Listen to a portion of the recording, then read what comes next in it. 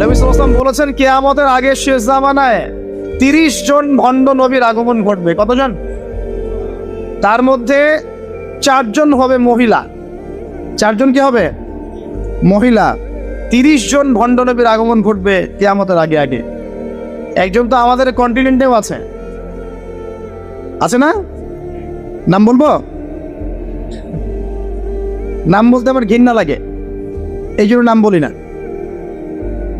মুহাম্মদ সাল্লাল্লাহু আলাইহি ওয়াসাল্লামের পরে কেউ যদি নবুয়ত দাবি করে এবং কেউ যদি, রাসূল সাল্লাল্লাহু আলাইহি ওয়াসাল্লাম বলেছেন কখনো উঁচু স্তরের লোকদের দিকে তাকাবে না। যার উঁচু বাড়ি আছে, তোমার চেয়ে উঁচু বাড়ি আছে, তোমার চেয়ে বড় গাড়ি আছে, তোমার চেয়ে বেশি টাকা আর্ন করে, ওদের দিকে দেখবে না, ওদের দিকে চোখ দিও না। বরং তোমার চেয়ে নিচে যারা আছে, দরিদ্র যারা, তোমার চেয়ে যারা দরিদ্র, ওদের দিকে তাকাও।